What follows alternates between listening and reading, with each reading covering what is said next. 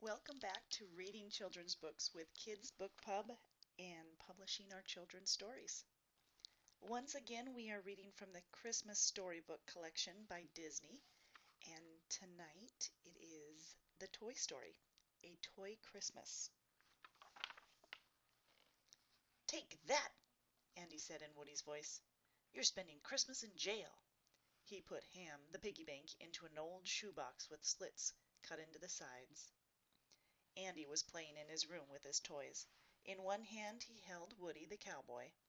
In the other was Buzz Lightyear, the space ranger. "You'll be seeing bars for a long, long time," Andy added in Buzz Lightyear's commanding tone. Andy's mother came into the room and sat down on the bed. "Andy, I have a surprise for you," she said. "You know, Christmas is coming up. And this year, for your big present, we're going to the Grand Canyon." Andy dropped Woody and Buzz on the floor. He jumped up and down. "Hooray!" Andy said. "That's the best present ever. Can I take Buzz and Woody?" He picked up his two favorite toys. "I think it's better if you leave them here," his mother said. "You'll be so busy you won't have any time to play. Now come on, we have a lot to do to get ready." The moment the door shut behind Andy and his mother, the toys came to life. Buzz sat up. Woody straightened his cowboy hat. "All right," Rex the dinosaur said as he came out from underneath the bed. "The trip is Andy's big present this year. That means no other toys to take our places." "I was worried Andy was going to get a video game," Ham added. All the toys started talking at once. "Hold on a minute," Woody said. He walked to the center of the room. "Sure, it's great that there aren't going to be any new toys to replace us, but do you think about what else this means? It means Christmas without Andy." Everyone got quiet. Christmas without Andy? Why, Christmas without Andy wouldn't seem like Christmas at all. R.C.'s fender drooped sadly. Slinky Dog hung his head. Even the Green Army men looked glum. Buzz Lightyear walked over to Woody. "Andy will be gone, but that doesn't mean we can't have Christmas. We'll just make a toy Christmas." Woody looked at the other toys around him. He forced a smile on his face. "Buzz is right," he said. "We'll have a great Christmas this year." But deep down, Woody knew it couldn't happen. It was true that they could have their own Christmas, but without the kid who loved them all, it wouldn't be much fun at all. After Andy and his family left on the trip, the toys started getting ready for Christmas. They had a lot to do. They made decorations, practiced singing songs, and looked for presents for each other. "Psst! Woody, over here!" Jessie hissed loudly. Woody found her hiding behind a stack of books. "Look what I found," she said proudly. She held up a red bandana. "Why, Jessie, Bullseye's been looking for his bandana for months," Woody said. "I know," Jessie grinned. "It's going to be a great present for him."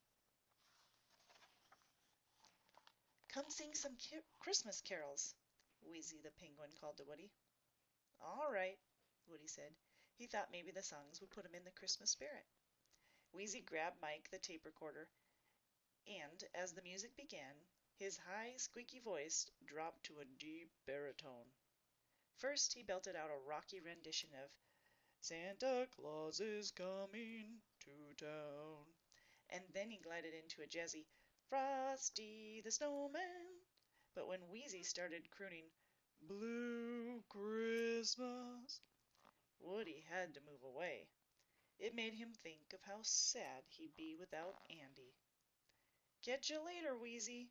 Mike," Woody said with a tip of his hat. Wheezy and Mike continued to sing as Woody walked off.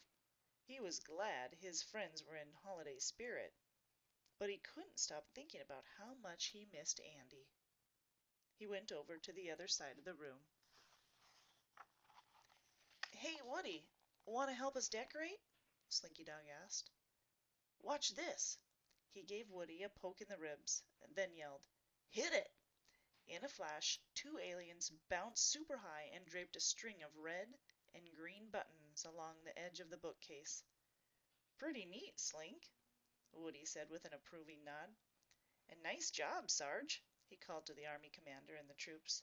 They were hanging sparkling silver jacks that looked like 3D snowflakes around the room. "We've got a Christmas tree, too," Slinky Dog told him. He pointed to a tree made entirely of cotton balls. Red and green hair ribbons were wrapped around it and tied in a bow at the top. "There are already presents under the tree." They were wrapped in shiny paper and topped with colorful bows. "Looks like it's a white Christmas," Sarge said. Woody smiled a little bit. He was impressed that all the toys were working together to make Christmas a happy holiday. Woody kept track of the days on the calendar in Andy's room. Finally, it was the big one. December 24th, Christmas Eve. Hours passed with secrets and whispers, and before long, it grew dark outside. The toys all gathered together to celebrate the holiday, but Woody held back. He was thinking of Andy. "Hey there, Sheriff," Buzz says. "Why so down? It's a beautiful night out there, and it's Christmas Eve." "I don't know, Buzz," Woody said. "It's just not the same without Andy." "You're right," Buzz said. "It's not the same, but you have other friends besides Andy. Come on." He put his arm around Woody's shoulders. Woody and Buzz walked by Bo Peep. She was reading a Christmas story to the newest toys, the ones who had never had a Christmas before. Bo winked at Woody. Lo and behold, Woody's heart felt a little lighter. Then Buzz led Woody over to the Christmas tree. Etch-a-Sketch stood by the tree, a roaring fire drawn on his screen. Nearby, someone had set up the wooden blocks to spell out Merry Christmas. "Get the lights, Sarge," Buzz shouted. The Sarge saluted and turned on the lights. "Here's a little thing I like to call Christmas magic," Buzz said. He pressed the laser button on his right arm, and a beam of light shot out onto the wall. He pressed the button again, and again, and again. It was so quick that his finger became a blur. He moved the lights around, to the right, the left, up, down, right, up. The light pulsed around the dark room, making a show of dancing snowflakes, sugar plums, and lots of toys, dolls, trains, and teddy bears. Woody's jaw dropped and his eyes grew wide. "Wow, Buzz," the cowboy said. "That's really great. I didn't know you could—" His sentence was cut off by a jolly ho, ho, roar. As R.C. rolled into the circle, R.C. was decorated to look like a sleigh, and following behind him was Rex, with a white cotton beard and a red sock hat. "Sorry about the roar," Rex said, even though no one had even been scared. "Sometimes I forget I'm Santa Claus, not a fierce, bone-crunching, carnivorous dinosaur." Rex went to the Christmas tree. He picked up presents to give to each and every toy. Bullseye was thrilled to have his bandana back. Mr. Spell got brand new batteries. "Your speaking was greater and getting a little slow there," Slinky Dog pointed out. Buzz got a Star Command 4-way outer space signal interceptor. His friends had put it together out of a small cardboard box, some sequins from an old doll dress, and lots of duct tape. "Thanks, guys," he said. "It's just what I've always wanted." One of the dolls gave Jessie a dress. Ham's present was a quarter. "Wahoo!" he shouted. "That's as good as 25 pennies, 5 nickels, 2 dimes, and a nickel. I'm feeling flushed." And then Bo Peep pulled Woody over and gave him a big kiss. He turned as red as the Christmas lights. "Aw, shucks, Bo," he said. Woody looked at his friends, looked right at Buzz. Christmas without Andy wasn't better or worse. It was different. Spending time with people and toys you love was what Christmas was really all about. "Hey, Buzz! Woody! Everyone!" Slinky Dog yelled from the edge of the bed. "Check this out!" He pulled the window curtain aside, outside, snow drifted below. "It's a white Christmas!" he shouted. "Merry Christmas, everyone!"